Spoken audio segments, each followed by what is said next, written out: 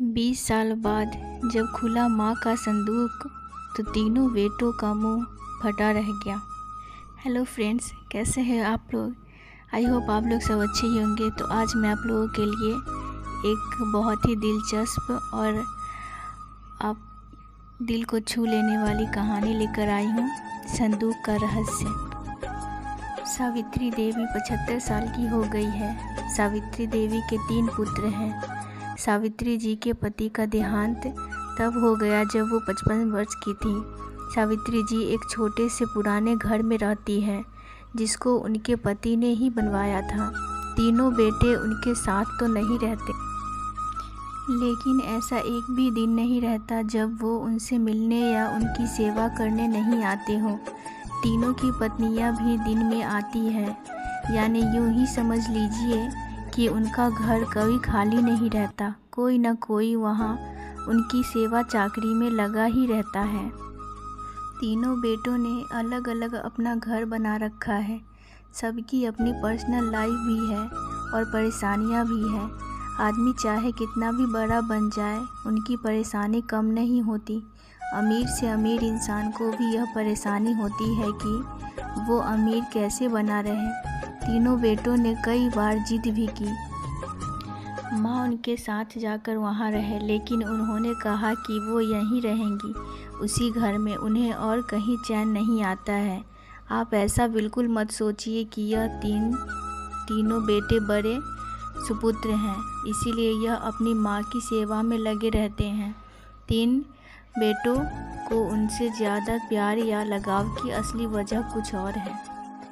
वजह है उनकी माँ का एक बड़ा संदूक, एक बड़ा लकड़ी का सुंदर संदूक जिस पर ताला लगा है। यह संदूक इनके जीवन में बहुत अहम भूमिका रखता है। इस संदूक के अंदर क्या है और कितना है, ना तो इन तीनों बेटों को पता है, ना ही इनकी पत्नियों को। बस जब से पिताजी गए हैं, माताजी को इस संदूक की रक्षा करते देखा है, इसीलिए इन सभी ने अपने अपने अनुमान लगा रखे हैं। ना ही अनुमान, बल्कि इन्होंने तो एक आस लगा रखी है कि इस संदूक के खुलते ही यह क्या क्या करने वाले हैं। सावित्री जी उस संदूक को छोड़कर कभी नहीं जाती। कभी जाती भी है तो अपने कमरे में बड़ा ताला लगाकर ही बाहर निकलती, वो भी सिर्फ थोड़ी देर में ही वापस आ जाती। 3 बेटों और उनकी पत्नी की उस संदूक पर नज़र न जाने कब से है। सबने अपनी तरफ से अपनी अपनी कोशिश भी करके देख ली, माँ को अपने साथ अपने घर में ले जाने की ताकि माँ के साथ उनका संदूक भी वहाँ से हिल सके। और फिर जाहिर सी बात है, जिसके घर में माँ रहेगी उसका संदूक। लेकिन सभी एक दूसरे की काट करते हैं। इसकी कृपा है कि माँ के आगे पीछे माँ जी करते ना सिर्फ बेटे बल्कि बहुएं भी चक्कर लगाती रहती है। लेकिन सावित्री जी भी भली भांति अपने बेटों को समझती है। वो जानती है कि उनकी इतनी सेवा क्यों हो रही है। उनकी सेवा उनके संदूक के कारण हो रही है।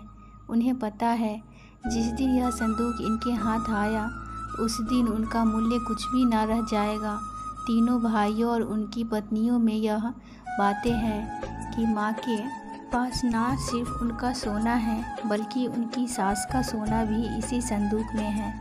माँ इसीलिए इस संदूक की इतनी हिफाजत करती है। सभी अपनी अपनी कहानियाँ बनाकर बैठे हैं। किसी का दावा है कि उन्होंने संदूक को एक बार उठाकर देखा है, वो बहुत भारी है। माँ के कमरे में इन बहुओं ने कई बार सफाई के बहाने संदूक के पास जाने की कोशिश की, लेकिन माँ जी ने उन्हें बार बार टोका और कहा कि इस संदूक से अभी दूर रहो। समय आने पर इस संदूक में क्या है तुम्हें अपने आप ही पता चल जाएगा। आखिर माँ की बात कौन टालता, और वो भी अभी तो कोई भी नहीं। बस उस समय के इंतज़ार में यह सब माँ का अच्छा बेटा और अच्छी बहू बनने की कोशिश कर रहे हैं। रात में कोई ना कोई माँ के घर में ज़रूर रुकता, लेकिन माँ जी उसे अपने कमरे में सोने नहीं देती थी। इस तरह सावित्री जी ने इस संदूक के सहारे 20 साल निकाल दिए। एक दिन माँ जी की तबीयत ठीक नहीं थी। अक्सर जब तबीयत बिगड़ जाया करती थी, तब उनके बेटे उन्हें अस्पताल ले जाने का कहते थे। लेकिन वो उसके लिए भी राजी नहीं होती थी। वो कहती थी कि डॉक्टर को यहीं बुलवा लो, उनके बेटे ऐसा ही करते थे। इस बार जब उनकी तबीयत खराब हुई तो डॉक्टर ने कहा कि उन्हें अस्पताल में एडमिट करना ही होगा, वरना उनकी हालत और ख़राब हो सकती है और फिर उम्र भी बढ़ती जा रही है। आखिर कब तक यह शरीर साथ देगा।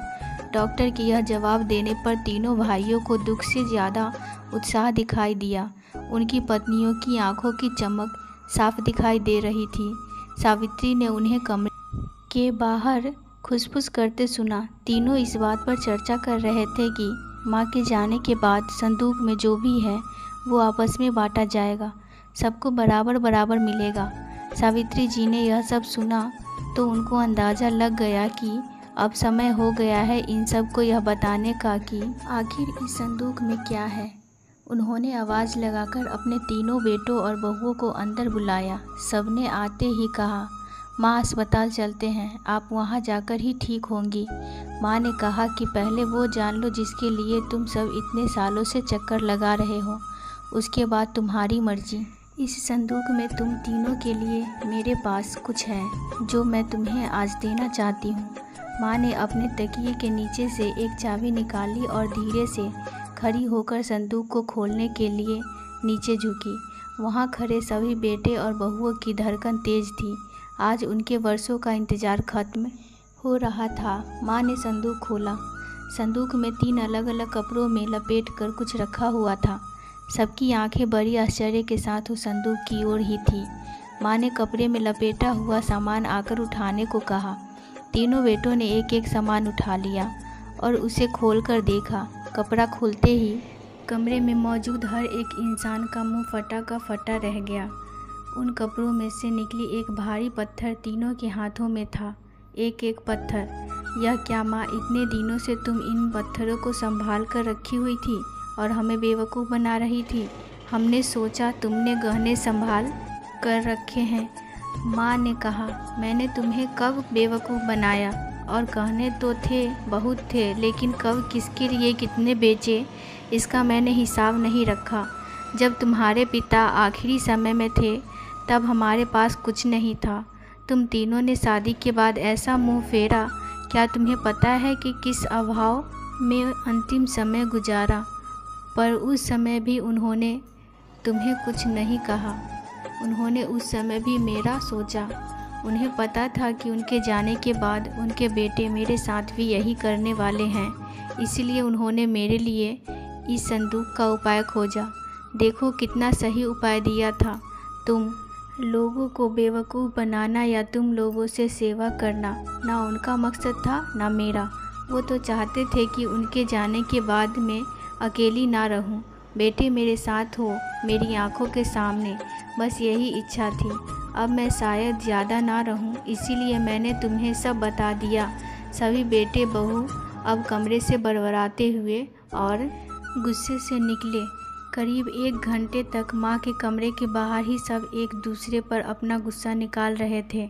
बहस हो रही थी कि अब माँ को अस्पताल ले जाना है कि नहीं, और ले जाएगा तो खर्चा कौन उठाएगा। माँ जी अपने बिस्तर पर लेटी हुई सब सुन रही थी। Thank you so much friends. कैसी लगी आप लोगों को मेरी स्टोरी, कमेंट करके प्लीज़ बताइएगा। और ऐसी ही अच्छी अच्छी स्टोरी सुनने के लिए और पढ़ने के लिए मेरे चैनल को लाइक, शेयर और सब्सक्राइब कीजिएगा please. Thank you so much. Have a good day.